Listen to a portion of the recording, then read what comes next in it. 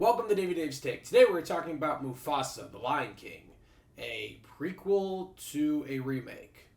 That's also a sequel, kind of. So Mufasa, the Lion King is an origin story for Mufasa. It is a prequel to the 2019 remake. And I do need to emphasize that it is a prequel to that film, because we'll get into it later, but it was pretty much explained how they were going to rewrite some of the Lion King lore and say it takes place in this universe, like their own type of Lion King cinematic universe. We'll get to it. Don't worry, we'll get to it. But I do want to start off this review by saying I really don't like most of those Disney live-action remakes. And I'm not going to lie, I think The Lion King is probably my least favorite. I absolutely love the original film. It's one of my favorite animated films of all time. It might be my favorite animated movie of all time. And when they made that remake in 2019, it just clearly felt like it was something they just had to do. And it did make a lot of money, but there was just like nothing behind that film that drove any emotion or creativity.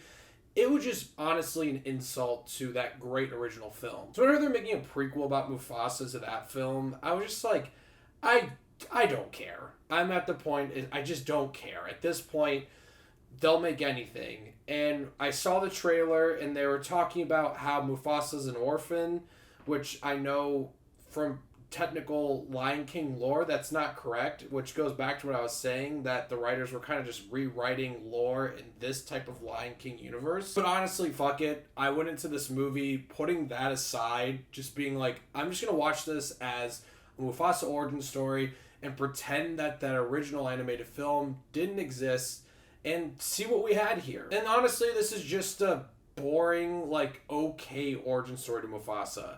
This isn't like the worst thing ever made, but it's nothing to be totally impressed by. Barry Jenkins directed this film, and I was shocked to see that because he's made Moonlight, an Oscar-winning movie that's amazing. And it just feels like he probably took this to get that paycheck, which I'm not judging at all. I mean, I'd do the same thing. And hopefully goes and makes other movies like Moonlight and not like these big Disney movies. Because with this movie, I just don't see where Barry had like any sort of creative touch with this film. It feels like that 2019 remake where there's nothing too creative or unique going on. I mean, it's hard to film lions with like emotions. It's something that just didn't make sense to me when they were making these remakes and make them live action, and it's the same problem here. But I'll talk about the story here without talking about the lore of Lion King. And like I said, it's just not that interesting of a story. It's pretty simple. It's pretty generic, beat by beat. A story about someone who is an orphan, becomes a king. And there's nothing here that I think really dives into Mufasa that much that like we probably didn't really know. There's a couple of things I thought were kind of interesting, like his fear of water and him finally realizing he has to be king. Like, that stuff's okay. But I really don't think it's enough to drive this full narrative, because this movie's like 2 hours long, and it feels like it's almost 3 hours long. And it has a villain that's not interesting. He pops up every once in a while, causes some trouble. There's nothing really there. And then with Scar. I just didn't like what they did with Scar here. I always pictured Scar in the first Lion King as a very simple villain, and that's why he works so well. He's just motivated by power, greed. He's a fucking asshole. And this movie tries to make him like a good person, and at some point he snaps and flips. Which could be interesting, I guess, but the turn is too abrupt. I don't think it's developed enough, because they spent so much time in being like, wow, Scar's like this awesome, good person, and wow, this turn is so tragic. But it's like so abrupt that it feels unbelievable.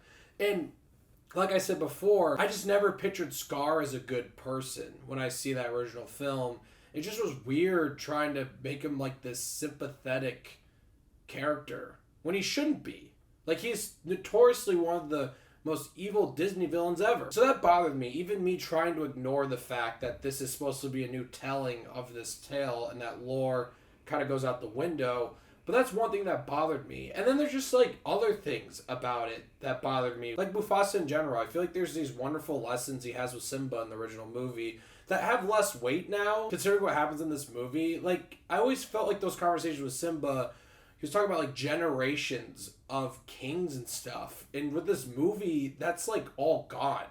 it wouldn't make much sense now. So yeah, as its own origin story movie, I just feel like it doesn't really work that well. It's kind of boring. And then as a companion piece to The Lion King, as an origin story to one of the best movies of all time, it really doesn't work if you view it from that point of view. I'm curious to see what fans will think about this film, because I obviously have a different point of view. I don't like that live action remake, but a lot of people really love that movie. So they could go into this and really have a great time and love everything that it's saying. But the people that love The Lion King and don't really like the 2019 remake of it, I think they're going to have the same issues here and honestly be kind of annoyed by this film. There's some moments that are exciting. There's some action set pieces. The music, I mean, the music's cheap because it's just pretty much a remake of the original iconic, amazing soundtrack by Hans Zimmer.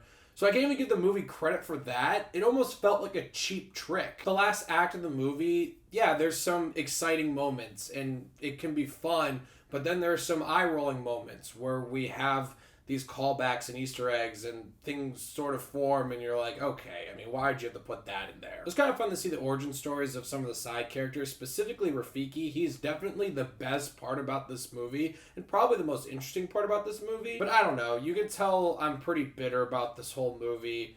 I didn't really have high expectations going into it because, like I've been saying, I'm not a fan of that 2019 remake.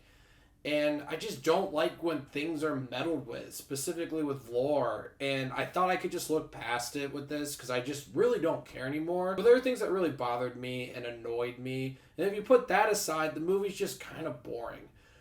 I'm sure if you really like the 2019 remake, you'll probably like this movie. If you like any of those Disney live action remakes, you'll probably have fun. And if you're a huge Lion King fan, I don't know how you're going to feel about this. I really can't say. I guess as a film, it's just fine. It's not horrible, but it's completely forgettable. And when you add the Lion King stuff, it becomes even more frustrating. I'm going to give Mufasa, the Lion King, 4.5 Davey Daves. Also, things were happening way too quickly in this movie, which is weird because the movie feels so long and there's so much happening. There's things that need to kind of take a breath, but they don't, and the movie still feels way too long. So, I don't know. They probably should just never made this film. So, Mufasa, the Lion King. Let me know what you guys love it once you've seen it. I'm curious to hear, and thank you so much for watching. Click here to see more of Dave's Takes.